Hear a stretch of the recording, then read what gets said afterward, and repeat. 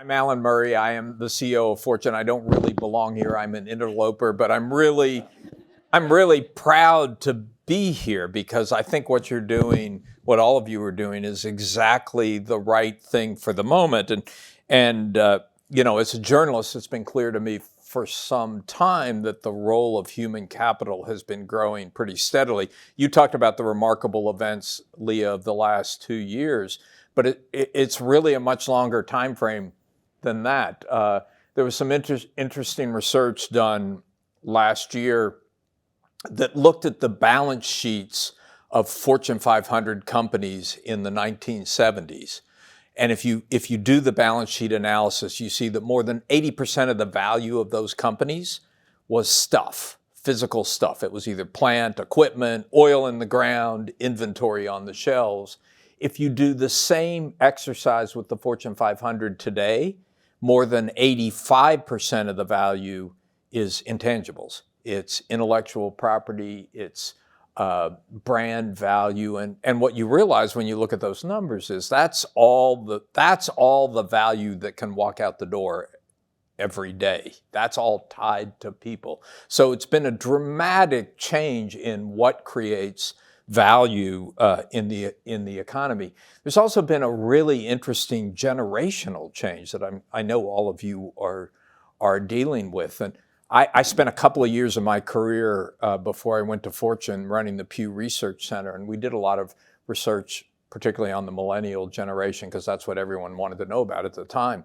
And what you realized when you looked at the research was this was a group of people who were much slower to get married than previous generations, much less likely to be a part of organized religion than previous generations, not joiners, and if he wanted to do good in the world, he did that through church or through his membership in the Rotary Club or someplace else. And then I look at my children and they could not be more different. They heap all of that, meaning, purpose, doing good in the world, on their employer. And so it's a really dramatic set of changes, all of which, to your point, Leah, all of which have been accelerated in extraordinary ways by the pandemic. The whole experience of sending everybody home and having to deal with them working from home, the racial justice crisis that we experienced, the George Floyd killing and the effect that had, the concerns about mental health that came from people being at home. Then the rethinking of work. Are we coming back to the office? Are we going to come back 2 days? Are we going to come back 3 days? And do I get to pick the days and do I get to pick the times? Do I have to work at all? Do I? Yeah. And do you mind the fact that I have these 2 other jobs that I'm doing on the side?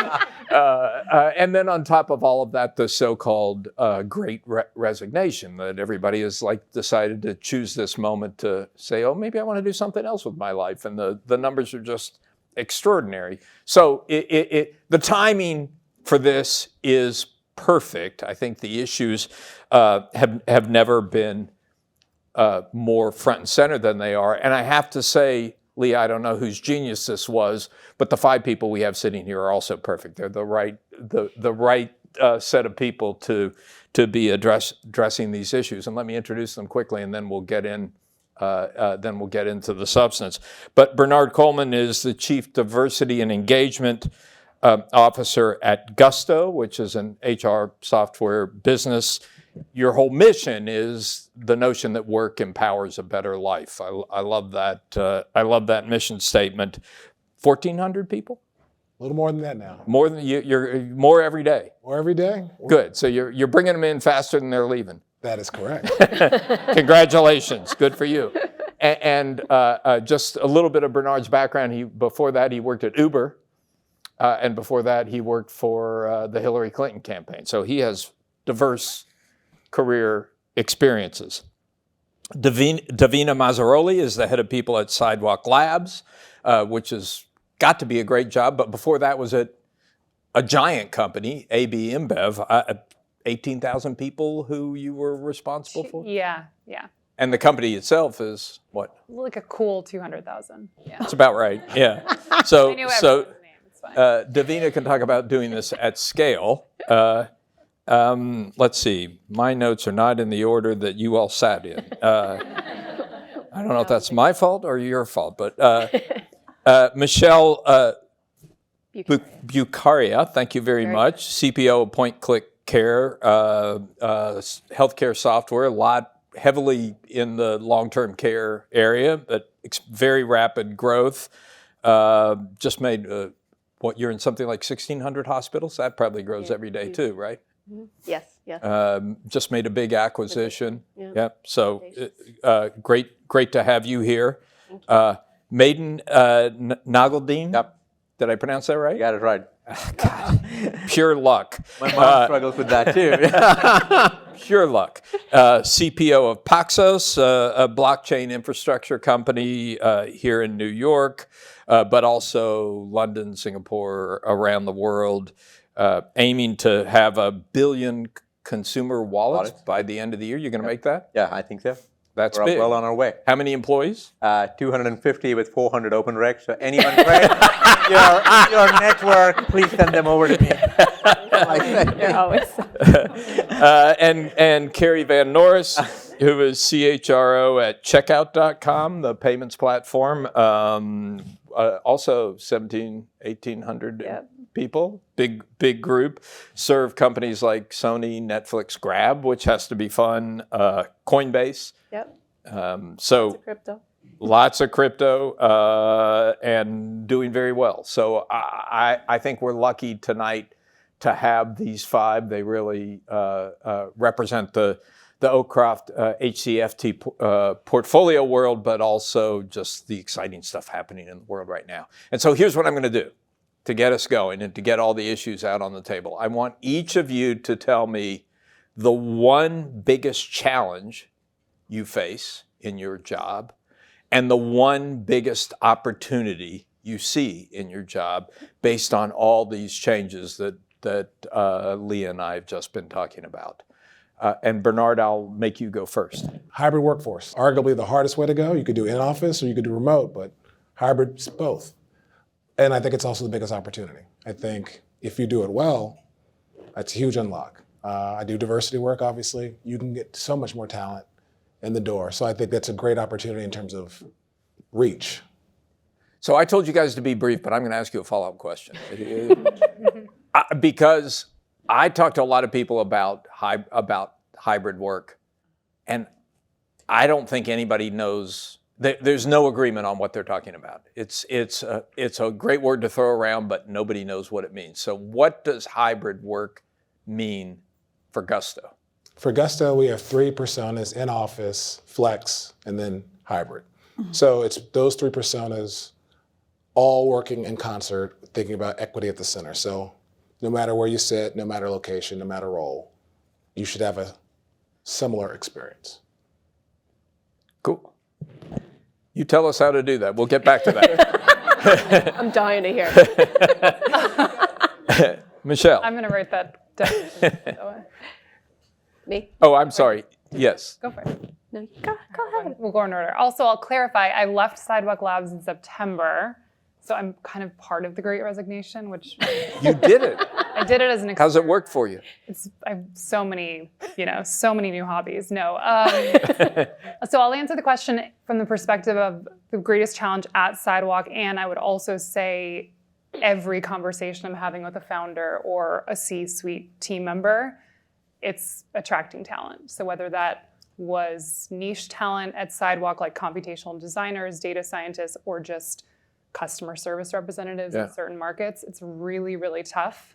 And greatest opportunity, I would say, I think there's a really big opportunity to, rather than think of the next X number of years as return to normal, think of it as in terms of return to something better. I think inertia for the people team and the executive teams and just human beings is let's get back to what it was, what I know, what I'm comfortable with. But I think there's a lot of opportunity to do things differently and do things better. And how much power does the chief people officer have to shape that better, or how much of it is going to happen because of these unguidable forces that are driving this? I think CPOs play a huge role in doing this. I think when you think about what Bernard was just saying in terms of hybrid, like saying you have a hybrid culture is very easy on paper. It's very difficult in practice to have a workplace that actually gets the benefits of hybrid and the benefits of remote and the benefits of in-person. So I think we all play a big role. I don't know the answers to all of it, but we play a big role. And I think challenging, especially depending on the organization that you're in and the generational mix, I think sometimes change and the future is exciting for certain populations and very, very threatening for others. We should, obviously hybrid is a big theme and we should come back to it, but Michelle. Thank you. I would say for us, biggest challenge and a similar theme is I'm going to say both attraction and retention. I would probably tilt us a little bit more towards retention. We're seeing a change. I work for a Canadian-based company, and they were historically had super low attrition. So this has been really, really hard for them. And it's still below benchmarks, right? But it's a lot for them, for us, I should say. And I would say opportunity is culture. And I would wrap a lot of what both of you had already said in culture. I think it's around flexibility. I think it's around wellness. I think it's around mission and purpose. I think it's around DE&I. The list could go on, but those are the things that I think this employee first kind of culture shift is a huge opportunity for companies. Yeah, we should go back and talk about all of those, but one follow-up question. What is your analysis of what's driving the higher departure rate? Well, in some cases, we had a compensation problem, so had to deal with that, which we aggressively did last year. And now it's funny, we were diving into our engagement survey results today, as I'm sure all of you are looking at as well. And it's interesting because we're seeing progress on the comp, kind of you need a fair wage to do your job. And it's around opportunity, career, promotion. You know, everyone is able to get promoted every time they move. They want promotions every 12 minutes. So, like, I think that this career development is huge for us. It's in our exit surveys and it's in our. There was a study out today from the Pew Research Center. They went to a couple thousand people who had left their job, and the number one reason was compensation. I didn't feel I was paid fairly. Number two was career development, but that can't be, it didn't just happen all of a sudden. It's like, is it that there's less friction, that people feel more willing to chase after a little extra money, or why all of a sudden did compensation become the factor that would cause people to move? One, I just think that the tightness in the market has really elevated what companies are willing to do. Madan and I, we were talking just world is flat, becoming more flat. So the differentials are, Canada was a discount market, right? Super popular for, Facebook and Shopify and all the others that now they don't care. I think in the crypto industry right now, it's an explosion of just opportunities across the board, right? You pick any crypto company, anywhere between 200 and 1,000 open recs, right? You're really seeing that this industry take hold. You're seeing the external kind of environment being very favorable to crypto, and eventually the industry kind of having a lot of legitimacy across the board. Which means that for me and my leadership team, our biggest challenge is how do we scale with quality? It's just not blitz scaling of go get 400 people, but what we call the brain damage of making sure that every person coming in, we can absorb them. It's not about good person or bad person. Can we absorb these people coming in? Have we put a system in place where we're truly finding the top 1%, top 5%? When blitz scaling, it feels very good, but the pain that you go through to kind of get people in and the systems you need to build, especially on raising the bar, is hard. So that's one challenge. And before you go to the opportunity, has that been affected at all by the drop in cryptocurrency values, or does the growth continue unabated? I think today, to a large extent, people realize that less than the currency value, it is blockchain as a technology that is here to stay. So people are like, I can see the real life use case. When I tell people saying your dollar that's sitting in your bank is digitized but not tokenized, which means try to send it over to a different country. It's going to take a lot of time, a lot of fees.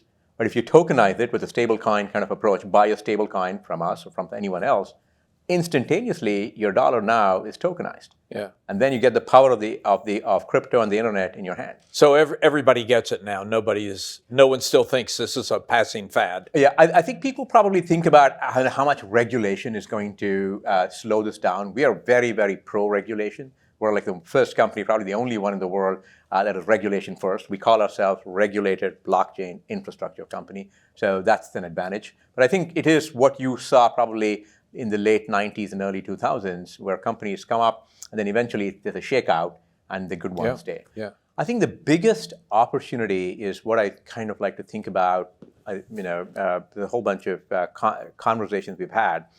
We're moving into a value-based compensation versus a location-based compensation.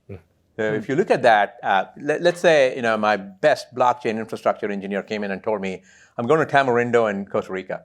And if I tell her, I'm going to pay you Costa Rican salary, she's going to say, okay, thank you, I won't show up. So if you look at core HR systems, you're based on location, you kind of add some, whatever, COLA, et cetera, which were the old systems which don't work today. To your point, Yeah, that's fine. Do any of you say to employees who want to move to less costly areas, we're going to cut your pay as a result? I think in the beginning of COVID, people started to do that, but then very quickly realized that their best people, other companies would pay you whatever they want as far as you meet their value-based definition of what great talent looks like. So that, for me, I think if you look at it from a startup standpoint, anyone which is pre-IPO, what I call it is the level playing field. That I used to work for some very large companies that pretty much take all the talent. You have the sushi chef showing up. You have, in the most amazing cafeteria, you've got the most beautiful building. So you can get people out from there. But now it's a level playing field. Nobody's kind of enamored by that. I've got this phenomenal office and all the infrastructure that's built in. Is there a purpose? Is there a future? Is there a legacy? Is my job? Is there focus on is it significant? That's what huge. people ask. That's huge. Kerry, I hope they haven't taken all the good reasons, left you with nothing to say. I can't just say +1.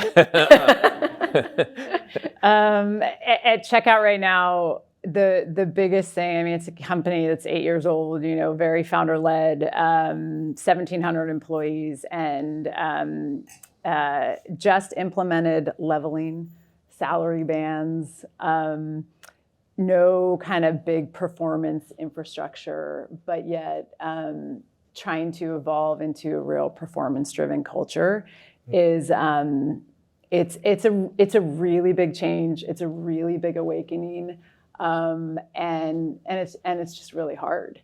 And then you layer on top of that just not having a real formalized total rewards philosophy, and a company where the equity was valued at 15 billion one day and then 40 another day, and just if you didn't get equity, you don't before that, timing is important. Timing's really important. And then it creates this kind of those that have ownership and have built and those that haven't, and so it's that I would say that's the biggest challenge right now, and evolving that, and then simply just scaling a company. We'll go from 1,700 to 3,000, and then onwards from there over the course of the next year. And there's super special things about the culture at Checkout, and not, you don't want to dilute those. You want to change and scale the company, but you want to hang on to the things that have really made it special. Yeah. And so I think that's probably the biggest thing. So anyone can jump in. I told them before the panel, my goal is to get them talking to each other so I can drink my wine and just kind of sit back and take it easy. We'll see if I get there. But you all talked about the battle for talent, which really is extraordinary. You're all in growth mode. So you have to win. You have to win to succeed. I was talking to somebody the other day who said, if you look at all the needs that are out there and all the possibilities that they're out there, it's, by my calculation, actually 3 times the size of the population of the Earth.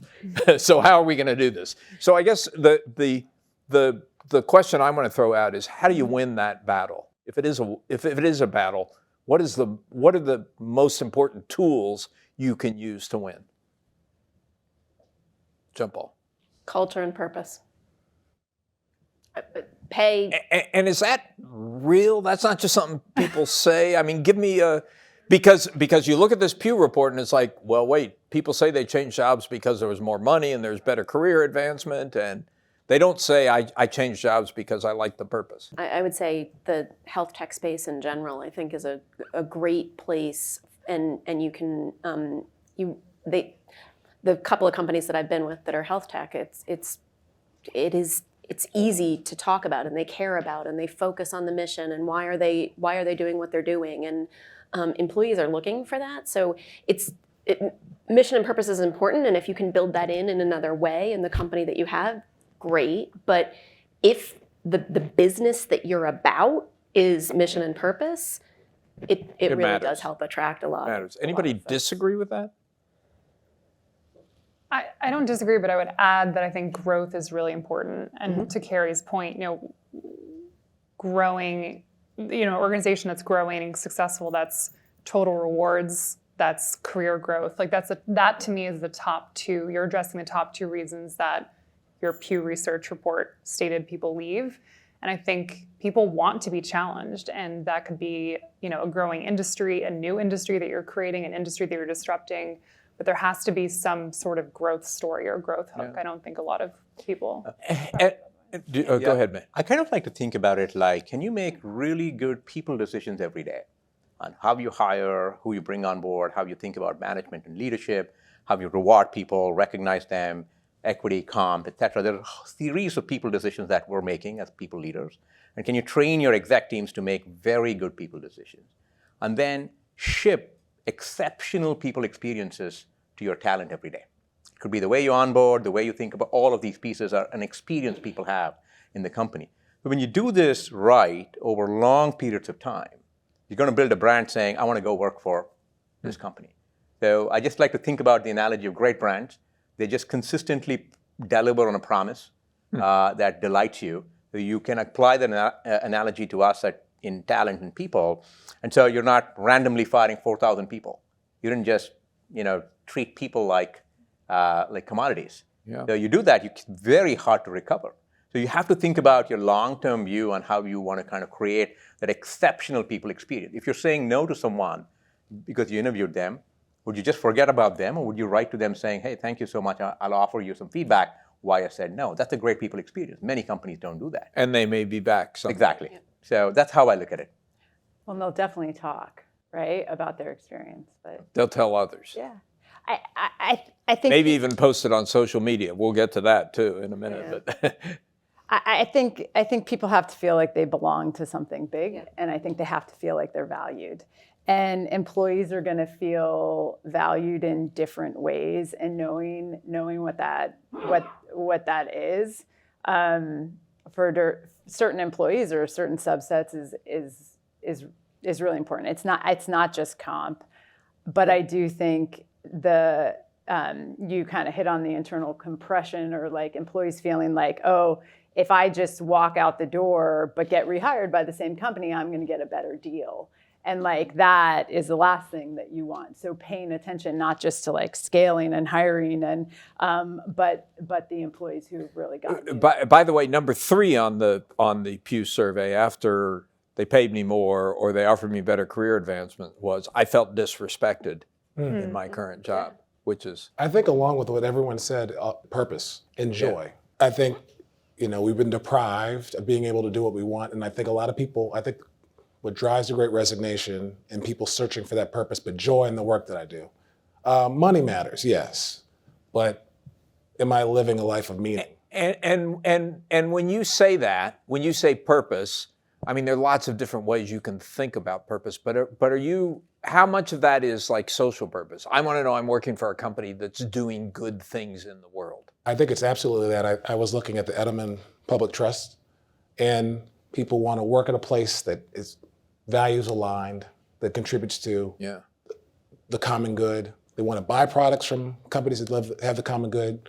And I think it's a huge pull. And I think in a talent market like this where you go, wow, this pandemic's really changed my way of thinking. I want to go do something more meaningful. So I think I'm not going to say people's priorities shifted, but I think it's more focused. And I think that, Alan, you said in your intro around, even if people are remote, they are still associating their company as the main thing that they're doing in their life, right? So making sure that that company, that environment, that culture has the various components that are going to support and help them integrate with their life. I know it's true. I hear it all the time, but culture to me is a little bit like hybrid. It's like, okay, but what do we mean here? So how do you create great cultures that make people want to work there and make people stay? What are the ingredients? What's the recipe for a great culture? I'll start with the easy one. People, leadership, and decision making. I mean, for me, your culture is always evident in how you treat people, who you promote, who you don't promote, what you tolerate, what you don't tolerate. So I'll start there. Also consistency. I see this, but you're saying that. Saying that, yeah. And so because my expectations are not being met, and that angers the person because you are trying to play them for a fool. So I think you do have to have consistency in whatever you do. Even if it's a bad experience, it's a consistent experience. Not that I would encourage that. But I think and that consistency will bear fruit because people see, we were talking about word of mouth, and it will speak for itself. And I think it then drives people to your company because they heard about it, and that's the buzz. In my past experience, the CEO and her management team have a disproportional impact on culture. You could do a lot of things, ground up. It sometimes takes hold or not. But what certainly takes hold is how does that management team come together, and what is the CEO saying? It usually flows from the top. I've very, very seldom seen it kind of being built bottom up. But how do you, as chief people officers? I mean, CEOs aren't always good at that. Yeah. But you're I'm not going to make you talk about Uber, Bernard. We're not going to do it. Okay, but not every CEO is good at that. It doesn't come natural to everybody, and yet your job is dependent on their performance on this stuff. Go ahead.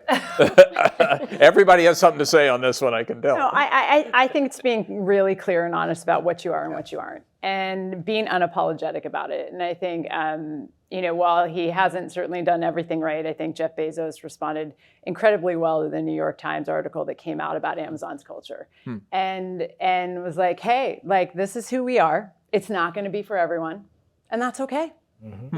If you want to work here and you want to be part of this, and this is what you want, come and you'll thrive. Davina, I actually heard Carlos Brito say almost exactly those words. That we have a tough culture, and if you want to be part of it, fine. If you don't, that's okay too. Yeah, look, I think that is, honesty and alignment in who you are and walking the talk is important. I do think, though, that the CPO's role is to push and challenge the leadership team. Everybody has development areas. No CEO is perfect. No chief people officer is perfect. And I do think, look, I'll use a word that I'm sure everyone in this audience, scripting. The number of times I've scripted, please say these things in our team meeting. Say this, and it's we're going to argue. CEOs aren't good at that. No. I know, but sometimes you find a leader who at least will try to stay on script, and then you kind of push them. But I personally don't want to be in a role where everything is static and the CEO is not willing to kind of respect my expertise and respect the data that I'm bringing to the table. So I think you have to push people out of their comfort zone, because to use the Brito example, we did have a very strong culture. It had a lot of strengths and it had a lot of gaps and a lot of challenges. And it was and you probably have to evolve over time. Yeah. I think to extend on that, your job as a chief people officer for me is about courage on building a high-performing exec team. If you don't do that, you don't deserve a seat at the table. Yeah, you just don't. So interesting. Which you really have to focus. You have to start there. Yeah, which means, to your point, you could get fired for pushing hard. If they don't respect you and your data, you're going to walk out. But that has a disproportional impact. If you just let poor management take hold at the exec team, you can forget about building a great culture. Again, this is something I've been watching for 4 decades. It's changed so dramatically. I mean, business leadership really did, when I started my career, a lot of it was about telling people what to do. Very little of it today is about telling people what to do. You can't do that. Things are moving too fast. By the time, the old corporations were information hierarchies, right?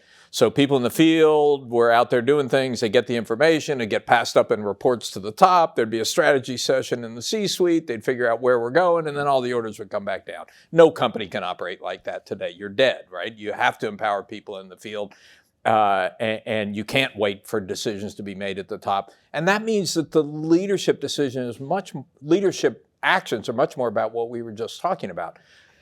I covered business leaders for 4 decades, and it's only in the last 5 or 6 years that I've heard people seriously discuss moral leadership as a component of leadership, ethics as a component. Ethics, there was always a little bit of there was a side course in business school or something, but Legal team had that under. yeah.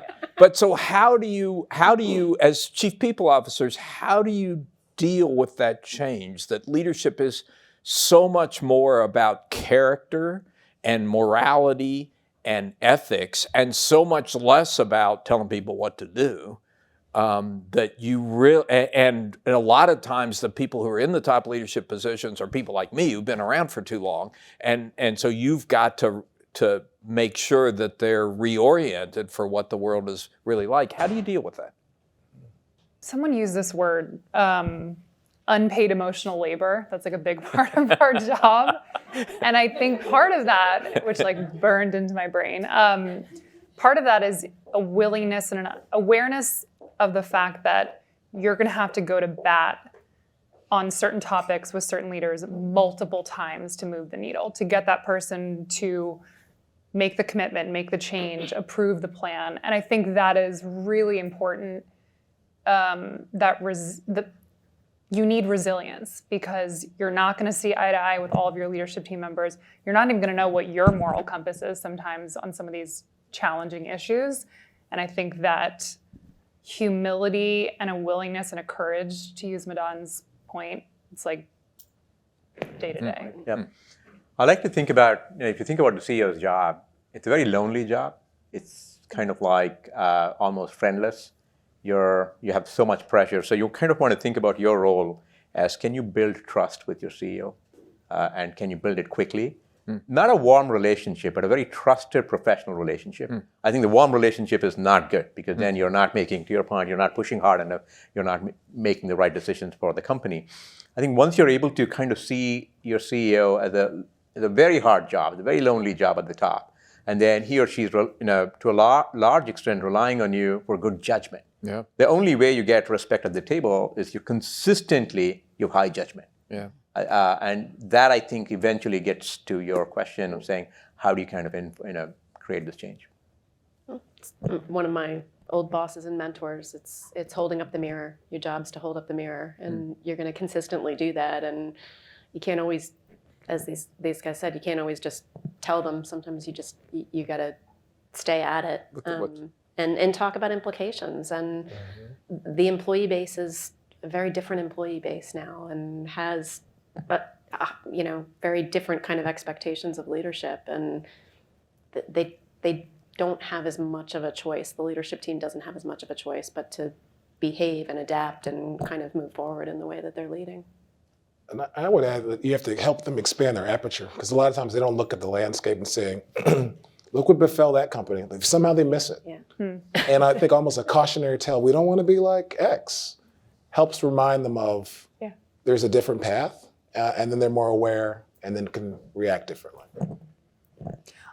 If I could just add one thing that's on this topic, I do think that it's also really important, to Leah's point about like growing the next generation of chief people officers, to bring our teams and direct reports into these types of judgment decisions, not necessarily in the room, although that would be great.